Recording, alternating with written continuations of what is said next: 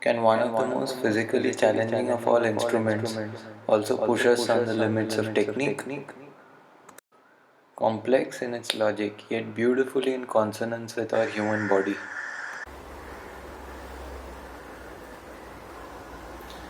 Hello, welcome to my uh, one of its kind video to talk about biomechanics while playing sitar. I'm saying one of its kind because I haven't seen any other such examples, and especially by a concert artist like me to open up and say in a manner that is honest and to the best of my knowledge. You'll see that a lot of people are showing interest in learning music, in playing sitar, and so many other instruments as well. But before learning the instrument, how many of us ask ourselves these questions that are we ready to play or are we ready to learn? And it's a very crucial question that I'm putting forward. You see,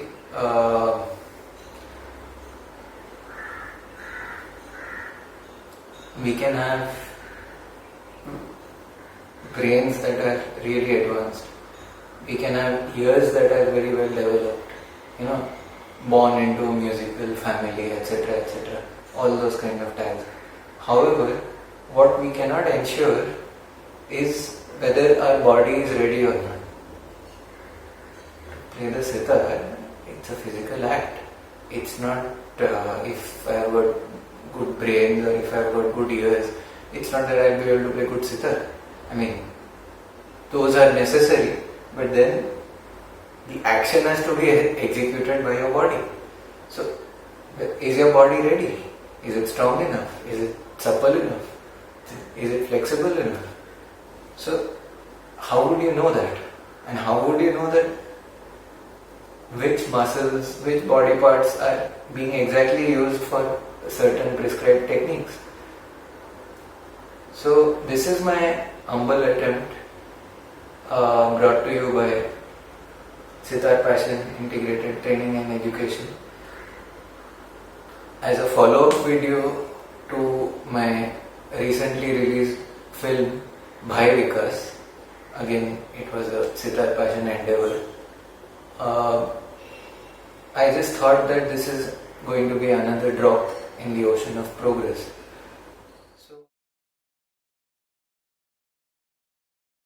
This is the process where people often mistake as this much everybody has to do. Sure, I mean, if until my generation, if this was the norm and this was the way it was, I'll accept that. However, they also say that technique is just 1/10 of or the tip of the iceberg. The remaining 9/10 is the music. So now I would like to put a very critical question in front of you, and it is important to do this critical thinking. Is that what is more important?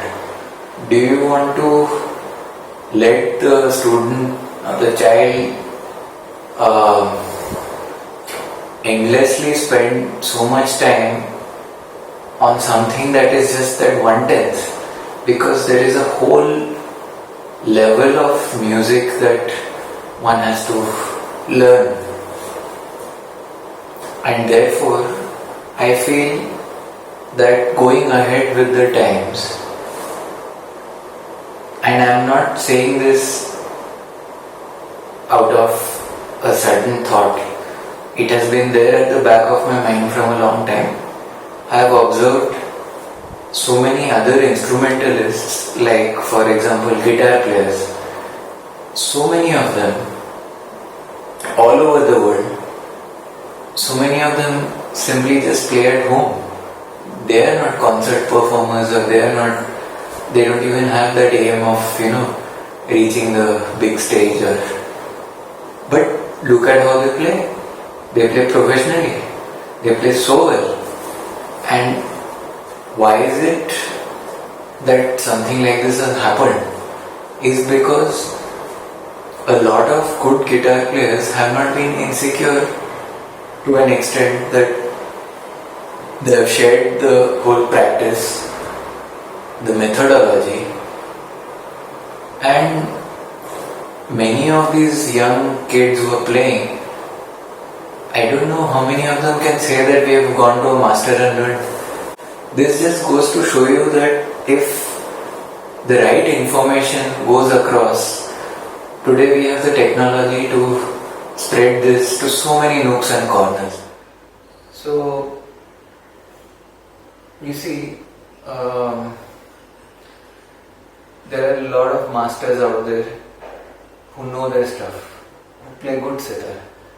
And I see nowadays there's so many classes going on and on. However, and I have had the occasion of teaching other students as well in the past. And so, you see, I have analyzed so many students, I have looked into their, this is the way I can say that if I look at anybody sitting with the sitar and playing something, just for a minute or two, I can understand that which part of their body is exactly functioning, and where is the line of force coming, and where is the center of gravity distributed, etc. I can feel the whole balance. Today if you are going to be playing, I can feel how much pressure you can feel on your fingertip.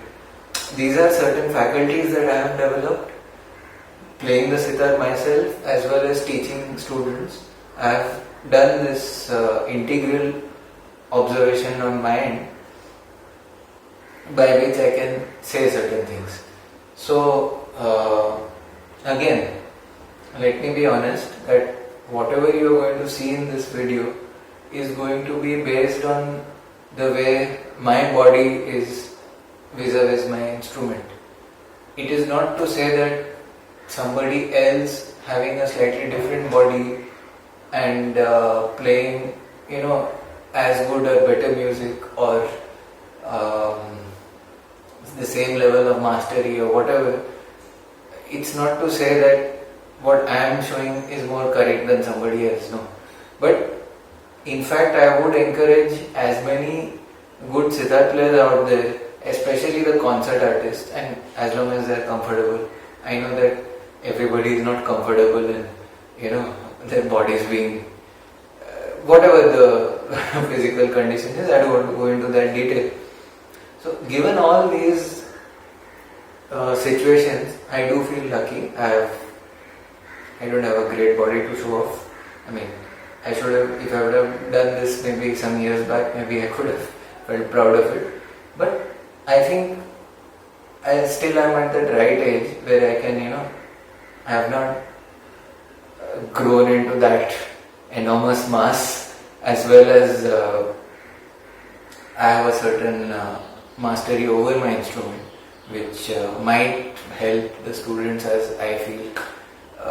They should know about a certain effort that is being made on the instrument.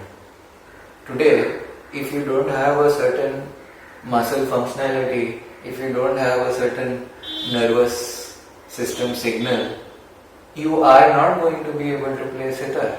I'm not trying to discourage anybody, mind you, I'm not trying to discourage anybody from playing the sitar.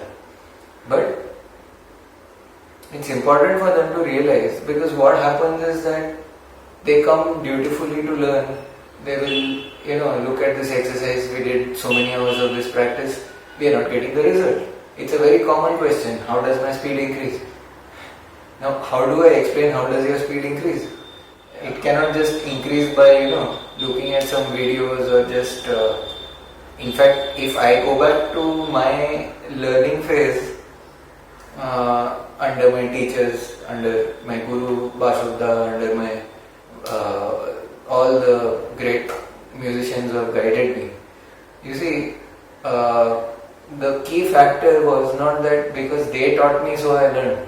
The key factor was that after having shared what they knew, 90% of the time I went and tried it out at home. I did my whole trial and error process, going back and forth, reflecting upon the knowledge that was shared with me. And it was because of this continuous process of reflecting, trying, it's because of this that I could go forward with what I could do. So every student needs to understand this. That it's not that today you will come to my class or go to anybody's class, or that's not the way how you will learn. Not just by simply appearing. You have to try. You have to, implement. You have to put it into action. And most importantly, you have to realize. You have to realize that if a certain action is not coming, the cause of that inaction may be due to something like physically you might not be fit. Then work on your fitness. It's not something to do with sitar. I mean, you have to anyway be physically fit for whatever else that you do in life. It's something that is required, right? So, do that. If you're not comfortable sitting down like this, the way we sit with sitar, then we'll go enroll for some asana classes. You see, do something so that you are ready to play the sitar. Don't come sit like that and somehow struggle, and you're not going to be able to learn the sitar. And this is, I'm telling very, very honestly. I mean, if I had some business interest in this, I would have told you, okay, it's alright. There are all types in the world. So the student must feel that they are learning something and going forward with it. Not that they have given so much time and that, so I am very clear that regarding the progress and regarding learning something more than what we know, we must find a way to be conscious about ourselves and the instrument, how we are in our body. Physical, it's not about the physical appearance, it's about the physical functionality. This is the most important thing that any student needs to understand. So, in this attempt that I am making, for the first time probably in the history of sitar, I don't know if there are anybody else who have brought this out, and those who are performing in concerts. I'm not talking about today anybody can make a video, and technology is at in your hands. So now coming back to the point of biomechanics, it is necessary to remove my t-shirt. Please don't mind, please don't, I don't have a great body to display, so please don't take it otherwise. This is just to portray certain muscles that are being used and in the best interest of progress. As I say this, I must also say this very explicitly and very sincerely, that to all the women out there, my humble pranam, that I have made these observations on myself as a 34-year-old male. I would encourage women to carry out a certain experiment only within their modesty, within their respect. I do not disrespect anyone, and as well as all the other genders that are concerned. I would encourage in the light of progress within everybody's modesty and self-respect to be able to contribute to a certain progress regarding this instrument in a way that is going to help a much larger population out there who don't have the privilege or the access to. I want to remove that whole notion of we are doing business. This is something to be learned as it is. There is no drama around it. I am just telling you exactly what it is. When I hold the sitar, what kind of feeling I get, what kind of pressure I'm exerting, what kind of body language, etc. You will be able to see it for yourself. So having said that, now I need to remove my t-shirt.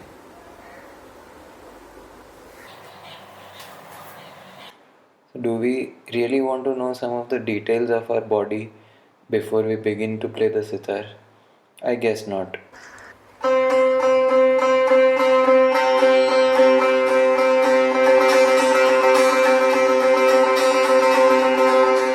Then in Jhala, you can see that I use a slightly different muscle group, like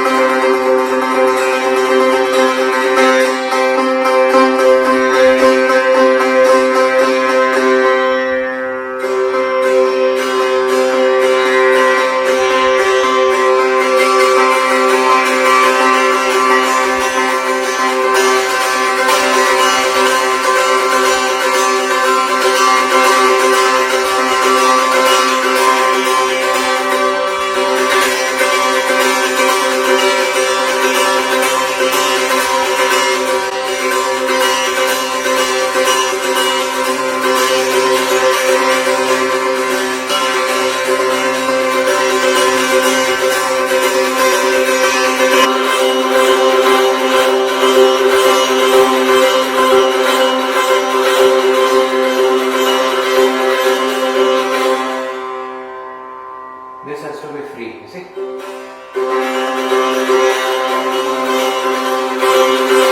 We get space for so this has to be nicely flexible, okay? In whichever direction, so as to, even if when you're doing diri, you can't tighten all these parts, okay? Just keep it relaxed. How a tiger just relaxes his paw. You can see that majestic, muscular hand is falling, and then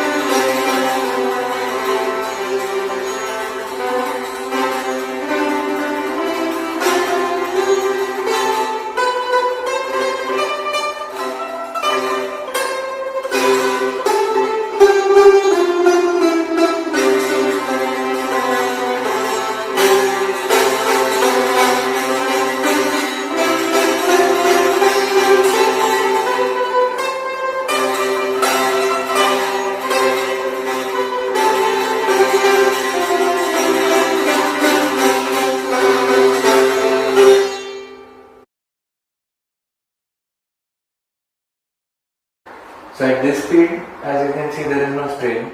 It's not about the physical appearance, it's about the physical functionality. Let's speed up a bit.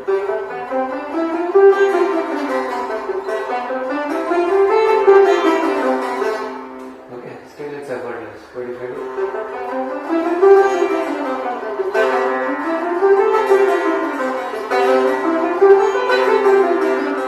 go faster.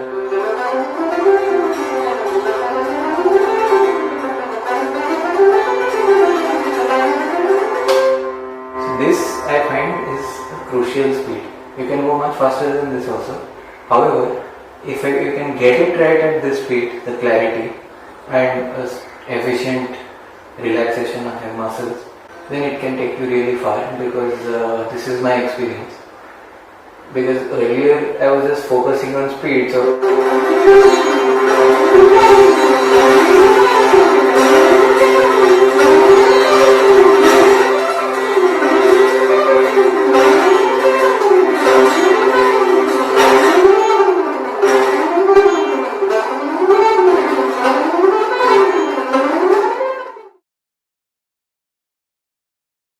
So when you start doing gamak, we do.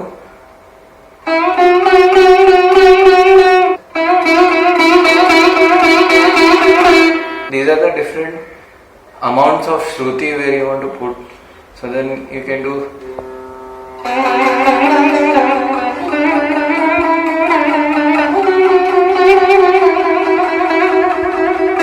And you can do brief gamaks like. Which will, the slow practice of that will be.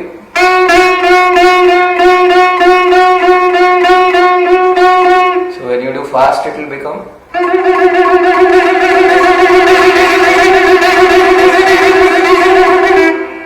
So one of the exercises that I did was to see how long I can hold.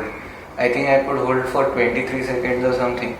The same note, same shruti, repeatedly.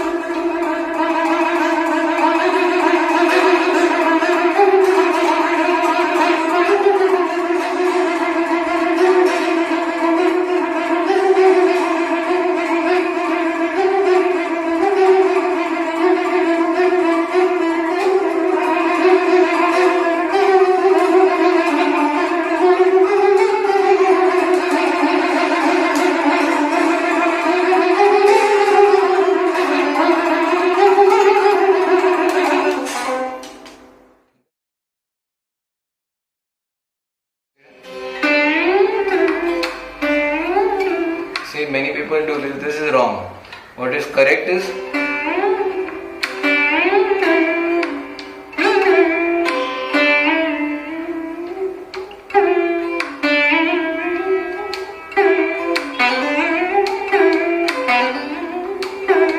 Okay. It shouldn't be like. This is wrong.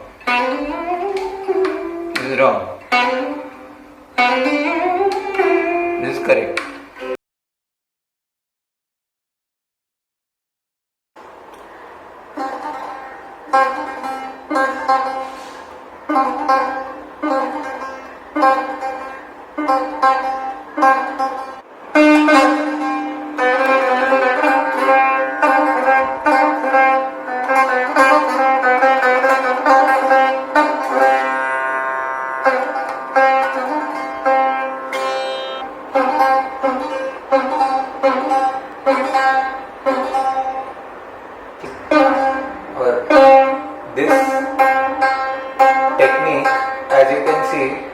The bigger muscles are not used when compared to playing something like a gamak where so there you can see all these muscles the way they are used, the bigger muscles, and therefore we can conclude that in Kirtan you don't use the bigger muscles but you use forearm onwards till your wrist and fingers. That is more in use.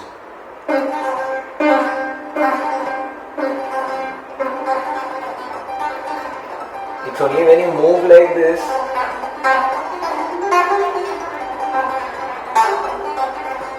it's only then that we see that a little bit of the bigger muscles are used. But simply the singular technique of Kirtan does not involve our muscles more than the forearms and the wrist and fingers. You can see all these finger muscles here and wrist, these are very crucial for Krintan, and same for Meend also. Okay, Meend and Krintan, these two techniques, one has to focus not on the bigger muscles but on these smaller muscles.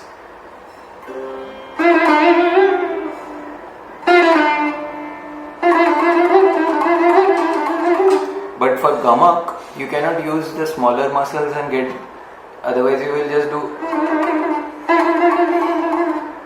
unless you use a little bit of the wrist and a little bit of the elbow, you will not get this powerful effect, you will not just get through the fingers. So it's important to realize how for Krintan we are using, Krintan and Meend we are using these finger, as you could see, these ligaments which are going. So I'm not an expert to know where the muscles are exactly, but I know that these are not the same muscles as the ones I use for Gamak, and even in Sapat you use the bigger muscles. Like this is, you can feel the strain here. So if you practice Krintan for a long time, this Zamzama, which is a derivative of Krintan, but like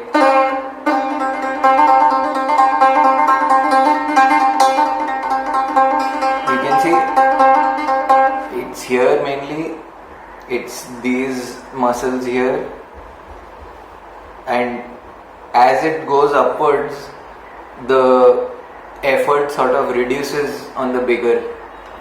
So obviously, if you do a prolonged practice of this, you will see that your forearms are getting tight because of the smaller muscles being overworked. So this is important to know, that everything cannot be done by the same set of muscles.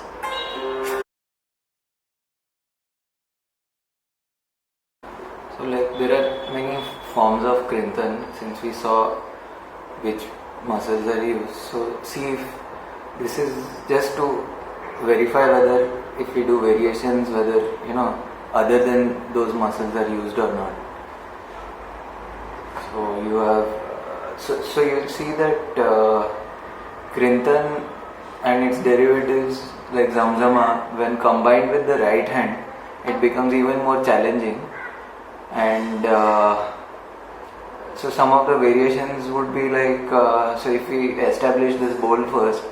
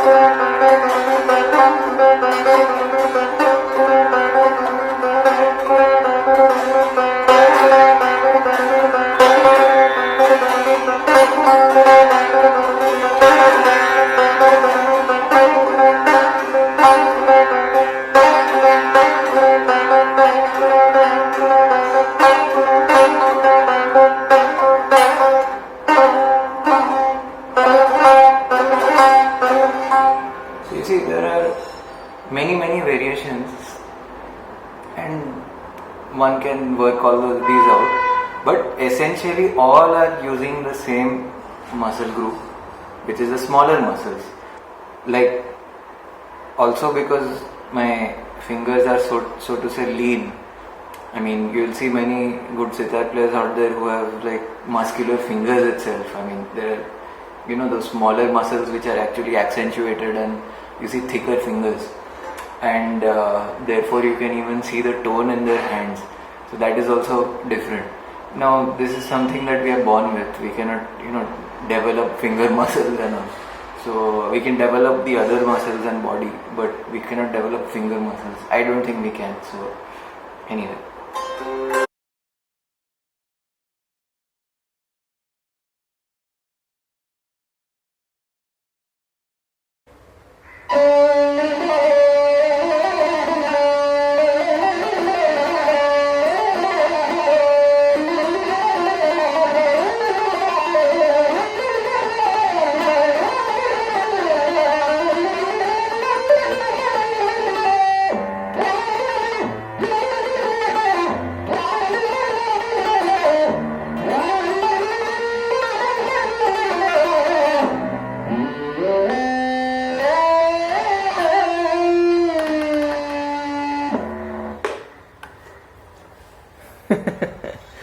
Hi, this is Soham Munim.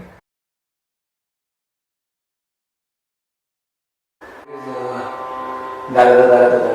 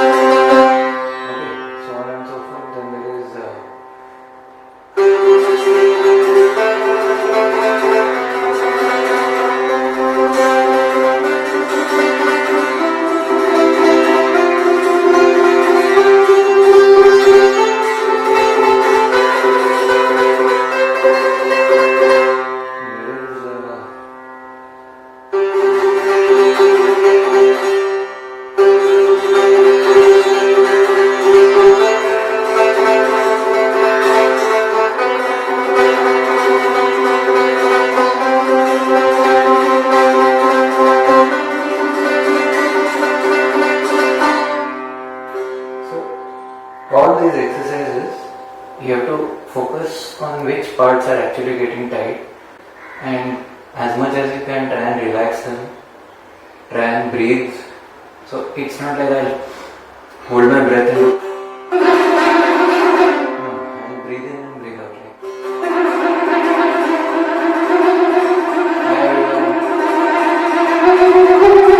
Can you see which muscles are tightening? Yeah.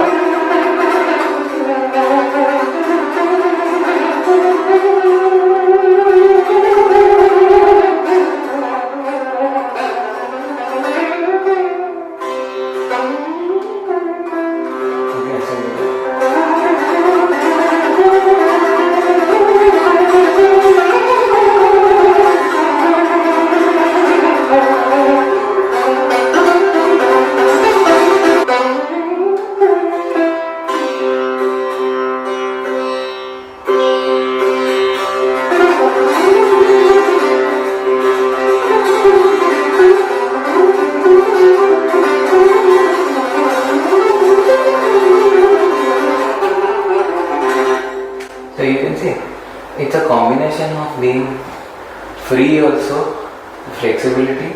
At the same time, the music is such that it cannot be just free and or it can just be,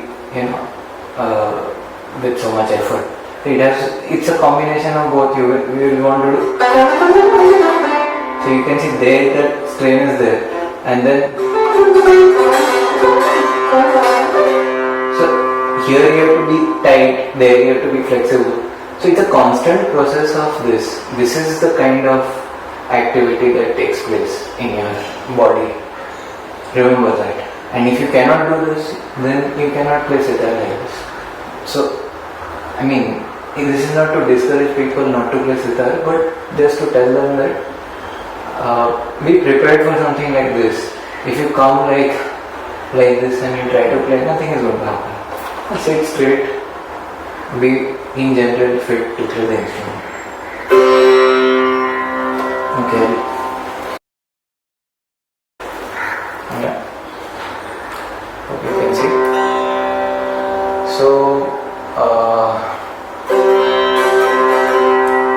Dara. So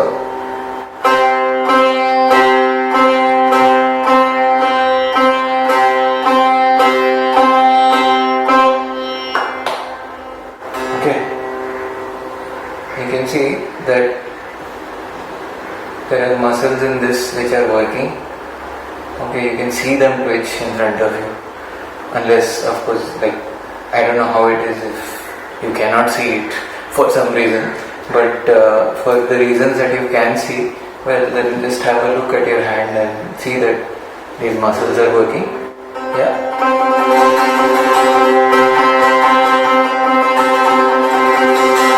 You could see that this muscle was, going up and down from behind when you saw.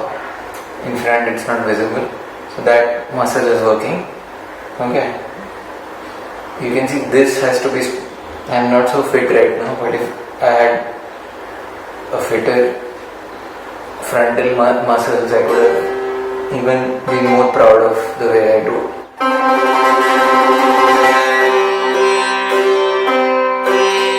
Okay, so now let's go step by step. So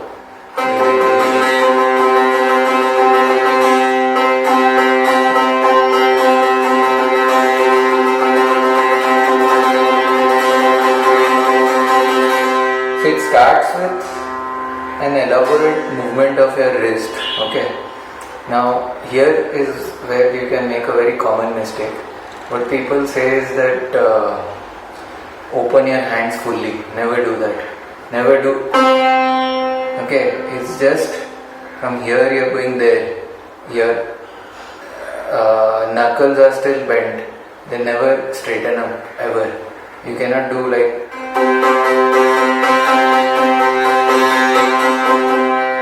Okay, you have to keep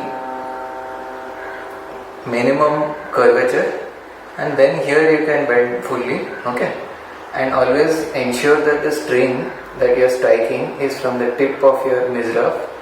This is like very common ancient knowledge. I am not telling something new here. Okay, so remember never to extend this fully. It has to be semi-curved and here it has to be, they say that touch the fingertips to your palm. Until now I don't think I have done it because my hands are different. Everybody's hands are different. Generally my conjecturing is that because my thumb is too long. Ideally if you see, I would want to have my string here, almost like half an inch or so away from here. This is where I can feel very comfortable. But here it's like somewhere too narrow. So it's okay, I have adjusted to this thing. But like beyond this I cannot go till my palm here. So this is fine for me. If you do happen to go there, then just hear your stroke. If your stroke is good enough, then that should be fine. So you can do like, because when you do full speed you are never going to touch the tip of your mizrab to your palm. You will never get that time. And you will never get that time to extend this. So this is just, they say to touch here so that it kind of develops a certain muscular speed and strength and activity, whatever it needs to. I think that's the proper way. That there's no two ways about that. But this is a strict no. Like you cannot open it fully. It has to be. It's like come here. When you do come here, you do come here. That would be odd, right? So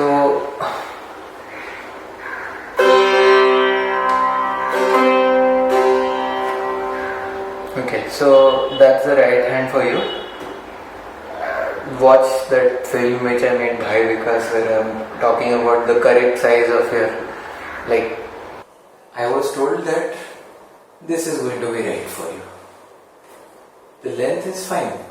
My hand is reaching easily.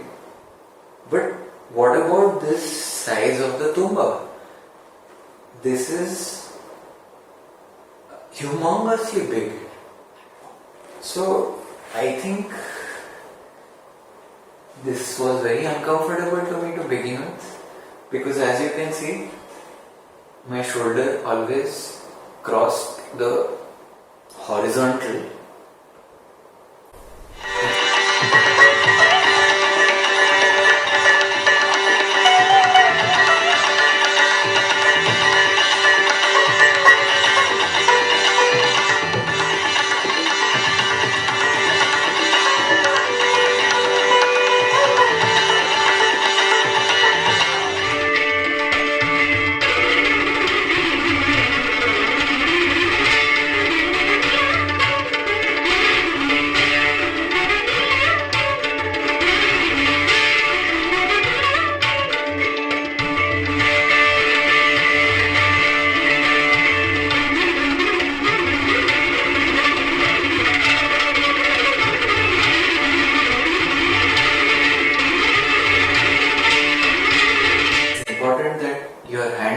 comfortably on the instrument.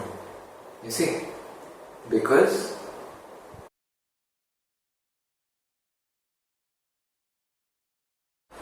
so balance should be completely steady.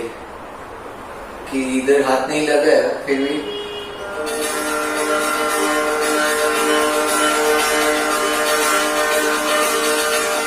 फिर मैं mic को इशारा करूंगा बढ़ाओ.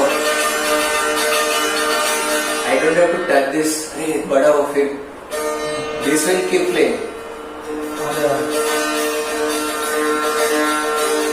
Yeah, even if I'm not playing dhala, even if I'm playing.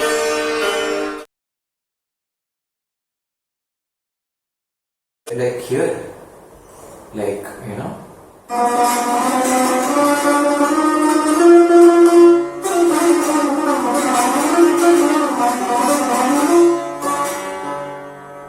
So, I'm never going to be able to play this instrument like this.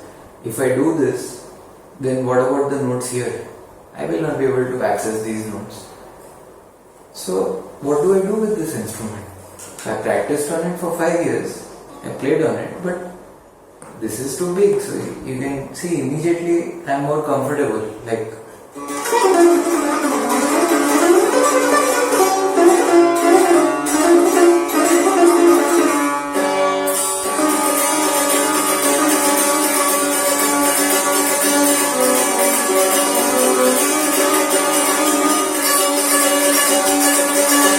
See this now here.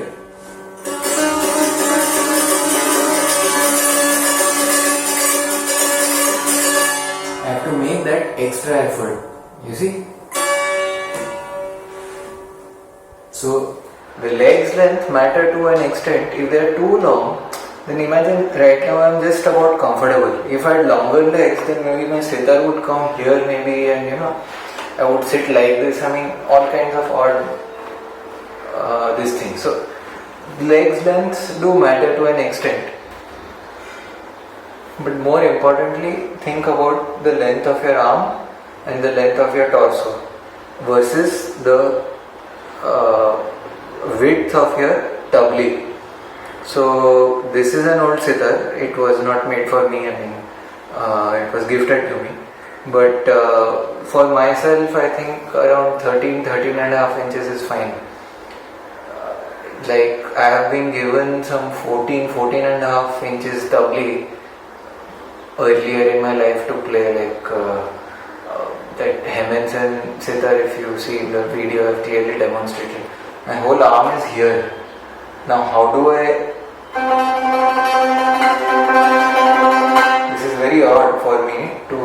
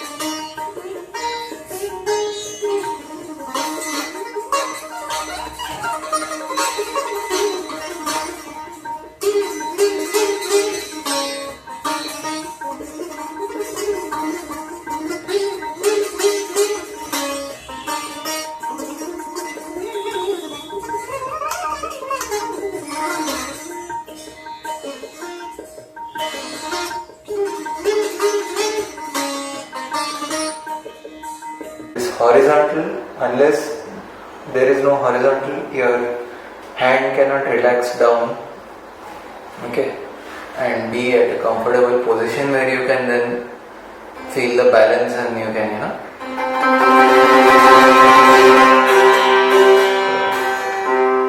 it's a beautiful feeling. You'd see that this happens over time. Don't be in a hurry. It's not a one-day job. It's not a T20 job, remember? Okay. You'll see that your slow technique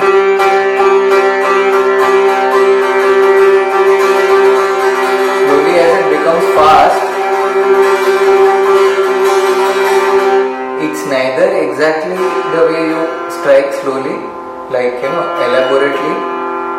it's neither, a fictitious like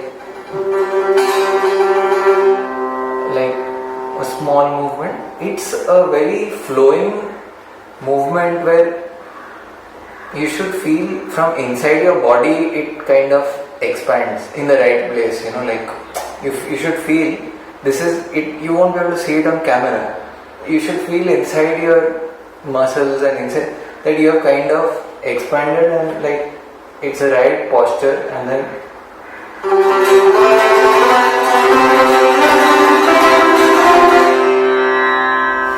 this breathing doesn't stop. Then you know that it's the right sign. If you are going to then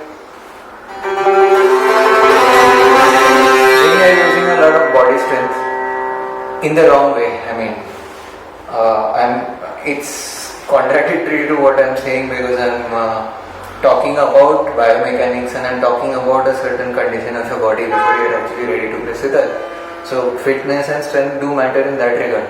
However, I'm talking about no excess strength, and relating to that, I'm also coming to the left hand where it's more visible that you are, So, okay, this diri diri we have covered. Before I go into the left hand, what is remaining? Jhala.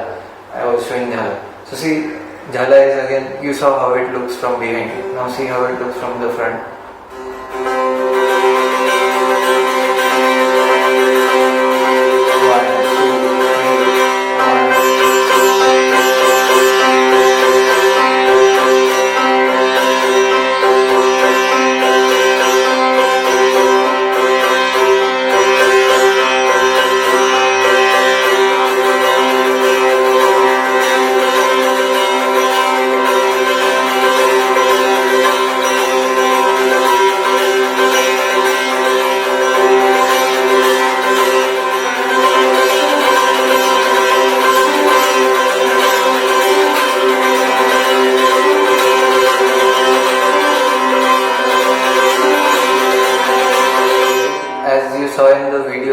Slight strain behind also, not for Jhala, but like when you're shifting each fret, the moment you're shifting because you're pressing down, there is a slight impact there which you have to be mindful. If you don't put that pressure, then you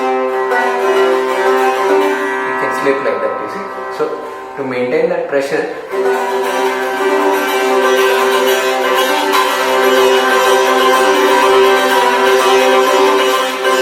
this is what is done in Jhala.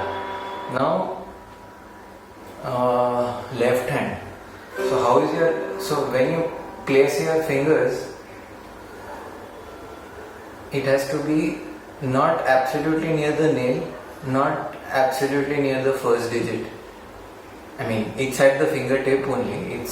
First digit is too far, but it should be, about, let's say 3 mm. 2 to 3 mm from the last point of your tip. This is just as per my experience.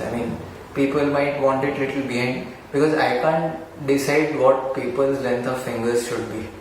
And the proportion between the index finger and the second finger. See, in my case, my middle finger starts from here. My index finger starts way below. So you can see it's almost a gap of how much would that be? Like 7 millimeters maybe. This is how far it is. So when they curve, this has to curve a little more than this. Otherwise, how will this? If both curve equally, it's never going to compensate. Okay, so remember this, that you have to find the right balance as to where exactly your mark should be on both the fingers. This is very important. Then as you have seen that video, you know that your left hand has to be at a distance, that your palm should not be touching the fretboard. Okay, this will automatically contribute in a certain curvature of your left fingers.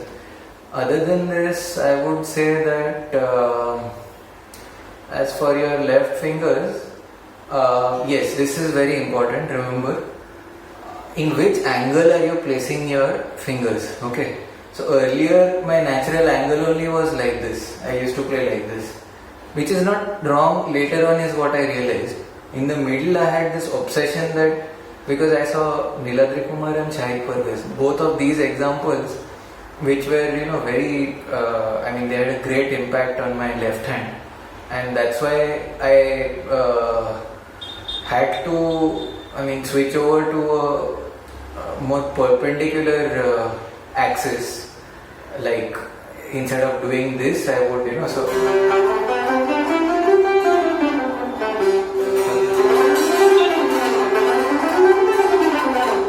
now as opposed to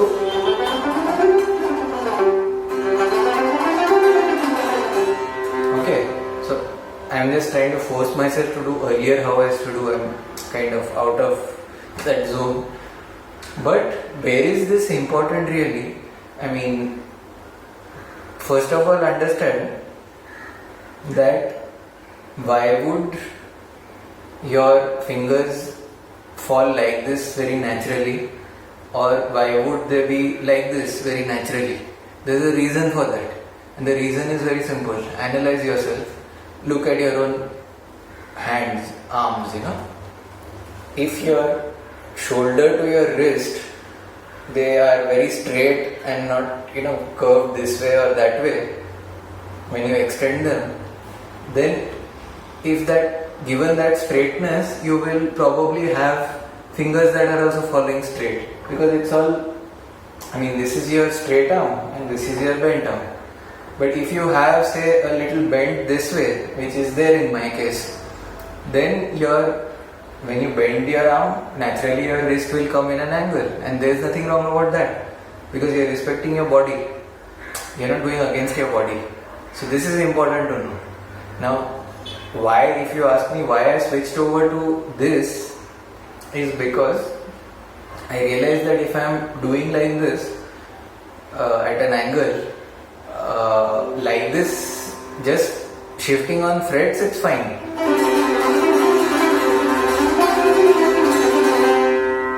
Okay, except that there is a tendency of touching the palm to your. So, given that, I think it was okay. But more importantly, I thought that if I'm playing a certain pattern which is like almost like a sapat, that I'm moving from down to up and then I'm pulling 5 notes, which is challenging, okay, because earlier the kind of means that we would do were very basic, like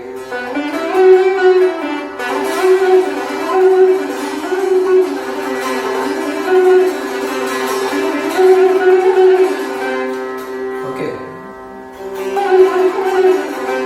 sometimes you would start with doing means only. But if you are doing, okay, so that's where your mean comes in the middle of your playing. So one of my eye openers, if I have to tell you, is that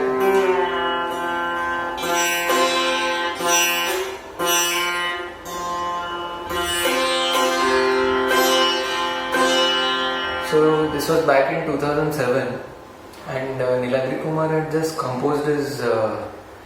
I don't know if he had just composed, around that time, that's when I got to learn at least.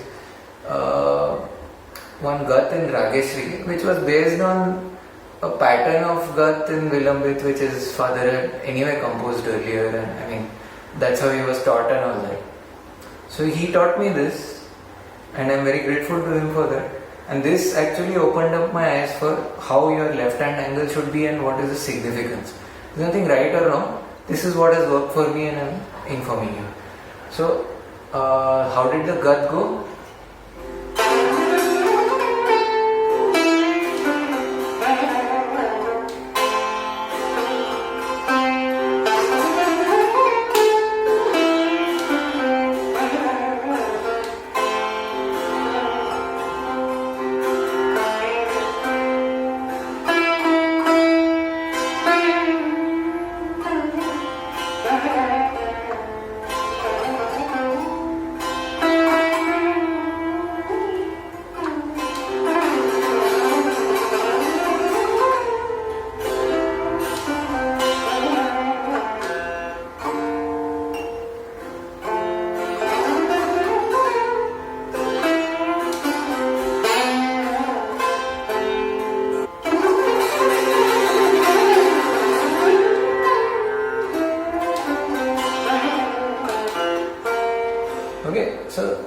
this is something close to what I had learned that time.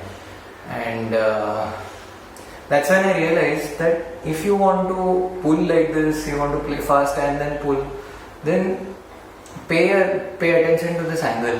Whether you are pulling like this, if you can do it like this, very good, but the chances are that your palm will like touch the... So to get the clearance, I found this. Over time, when I used to, do some extreme like gamaks and all that, like for example, we are doing Rageshri, so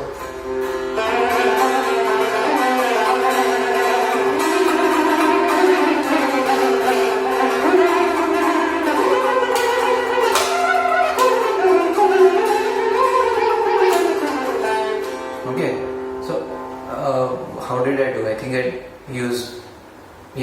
did it straight. But sometimes, like if you are just resting on one note,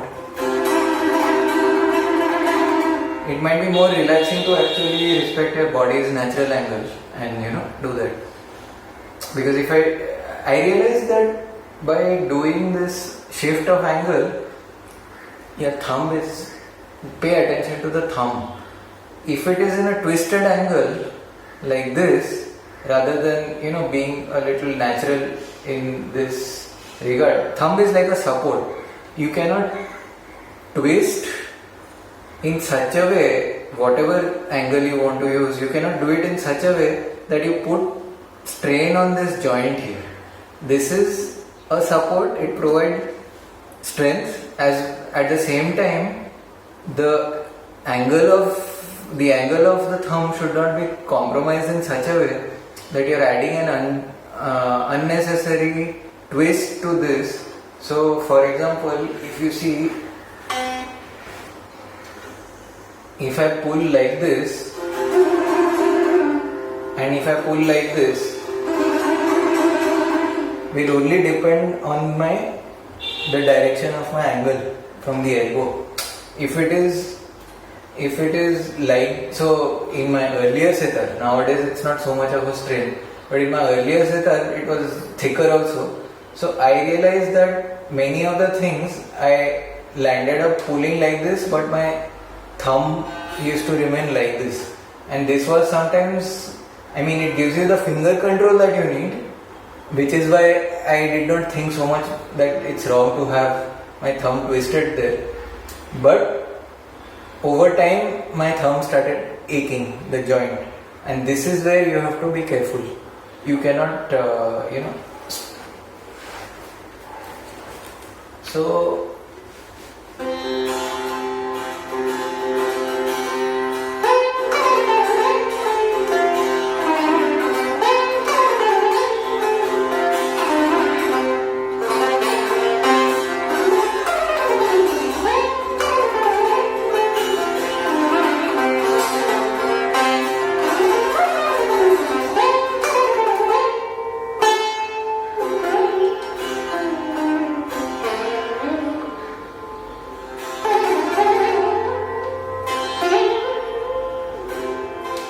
important not to do that, But again, see, if you observe many of these masters, especially the short ones, and those who have short arms, you see, this length is short, they will tend to display the correct technique because, it's not there in their body, you need to go out, you see. So, remember all these points. This is what is going to cause strain and what is... So, when you are ready with this kind of thing, you are ready to put in that effort, when you are ready to understand that this is how it can strain your body, only then you can play sitar. I have had a student, for example, who has told me that I have played sitar for 25 years. I said, very good, then I should be learning something from you.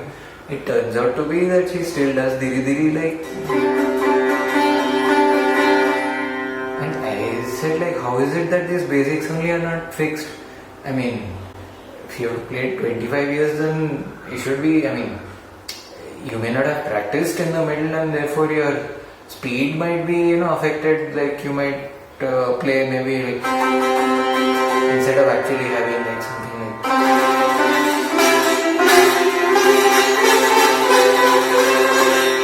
instead of having this level, maybe the lack of your practice might, make you just play. But this is not bad.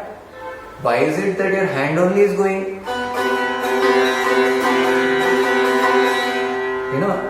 Something which does not even reflect that the basic setting has been done correctly. Actually, you may be somebody who is very strong and very, able physically, like you're not weakly built or anything. But you're not being able to transfer that strength or that speed or that, energy to your playing. Because you are not conscious of the fact that which muscle is getting strained and which muscle to use. This consciousness is very important. It looks very simple that, just do. Looks very simple. But this is what will make the final difference. If you are going to be able to analyze yourself and realize that which muscles are actually making a difference to your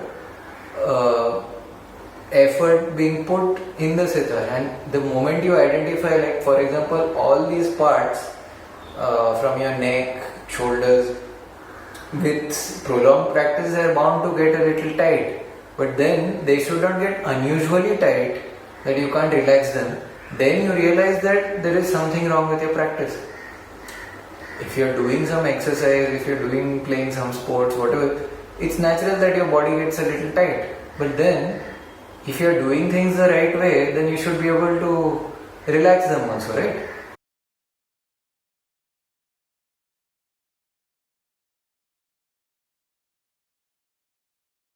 We did not have access to internet till we almost finished college. So my first YouTubes I actually started seeing in 2007, although I think by 2006 or 5 it had just come in India and not everybody had access to that kind of internet back then. We, as in myself and the others of my age who are playing the sitar and who have started back then, are amongst the last crop of sitar players who have educated themselves on sitar without seeing any videos. Before me, the generations have also learned this in this way, without studying from a certain visual material available to them, which could guide them on the finer points. You learn by you should not be changing those strokes even when you embellish certain points in that structure. For example, da ra da da ra da ra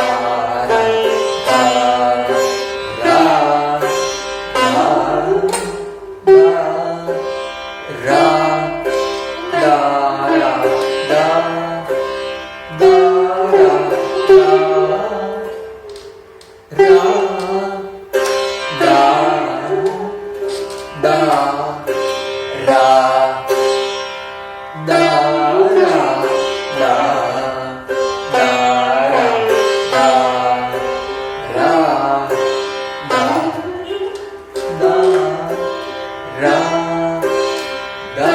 ra There are these things you go to learn from a guru. I remember one of the most exciting phases in my learning compositions was I wanted to learn. I didn't even know so many basic bandishes, but I wanted to learn Nikhil Banaji's 3-cycle Gatin Khamaj. This was my second year of learning sitar. So Bashuda taught me.